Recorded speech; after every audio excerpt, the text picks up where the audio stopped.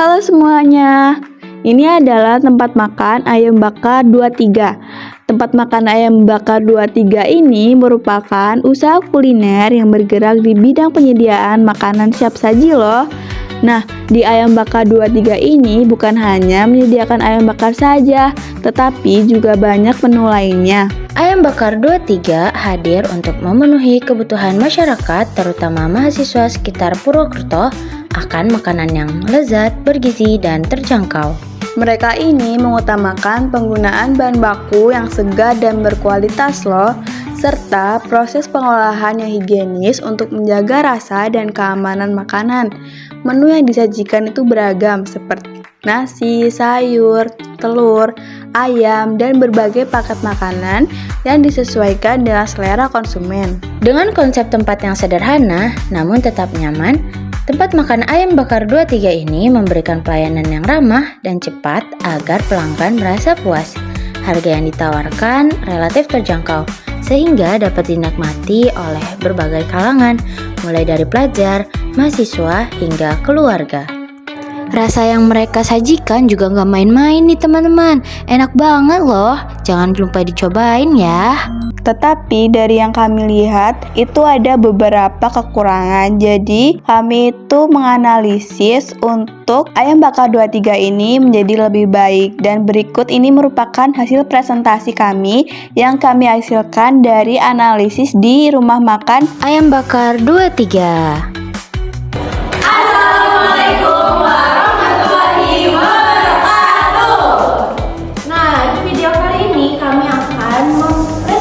Hasil analisis manajemen usaha kecil yang mengambil toko ayam bakar 23. Oke, kita mulai dari perkenalan diri.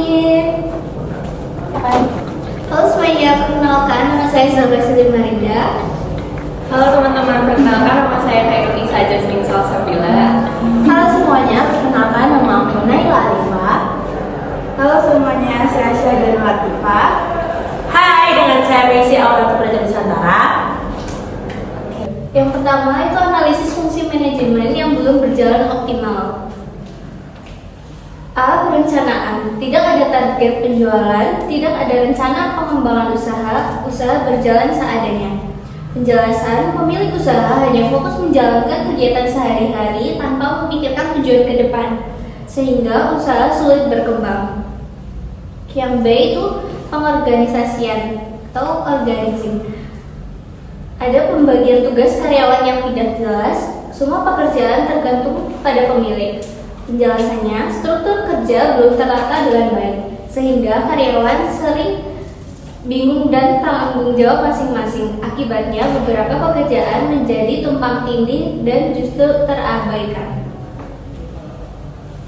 Selanjutnya ada pengarahan atau actuating, tidak ada standar pelayanan, karyawan kurang mendapat arahan dan motivasi.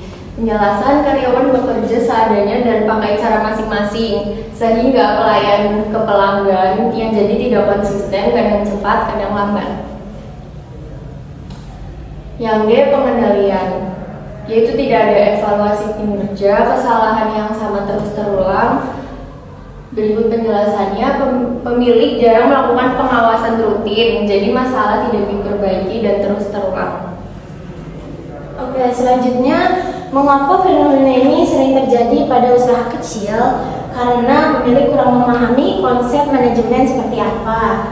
Nah, yang selanjutnya yaitu menganggap masalah tersebut hal biasa, jadi mereka terus melanjutkan apa yang harus dilanjutkan. Nah, terus keterbatasan waktu dan sumber daya. Dan yang terakhir yaitu usaha dikelola secara keluarga dan informal. Nah, fenomena ini terjadi karena pemilik susah fokus terhadap kesehari-hariannya. Nah, dia juga kurang paham dengan teori manajemen dan pengelolaan usaha masih tidak dilakukan secara informal.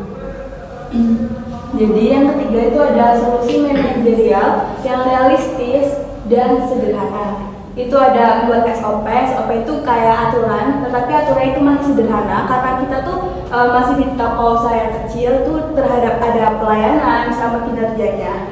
Habis itu tuh ada menetapkan pembagian tugas karyawan. Jadi kan tadi disampaikan kalau tugas karyawannya masih tanggung jawabnya itu masing-masing ya. Jadi solusinya itu bisa menetapkan pembagian tugasnya setiap karyawan. Terus ada melakukan evaluasi mingguan biar kinerjanya itu setiap minggu itu bisa menjadi lebih baik lagi. Habis itu ada memberikan arahan dan komunikasi rutin agar tidak miskomunikasi. Kita bisa memberikan arahan sama komunikasi yang secara rutin. Penjelasannya itu solusi ini itu bisa dilakukan dengan cara yang sederhana seperti membuat aturan kerja dasar, membagi tugas dengan jelas, evaluasi rutin dan komunikasi yang baik tanpa perlu biaya yang besar. Karena ini masih usaha yang mungkin dibilang kecil.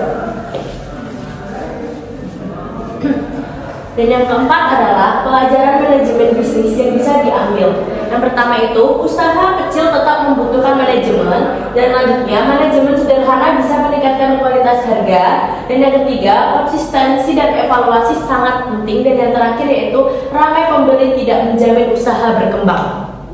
Karena itu, usaha kecil tetap butuh manajemen, walaupun sederhana, untuk membuat kerja lebih rapi dan pelayanan lebih baik, konsisten dan evaluasi rutin itu sangat penting. Karena ramai pembeli saja belum tentu cukup agar usaha bisa berkembang. Oke, baik, segitu saja presentasi analisis dari kami. Kurang lebihnya mohon maaf. Wassalamualaikum warahmatullahi wabarakatuh.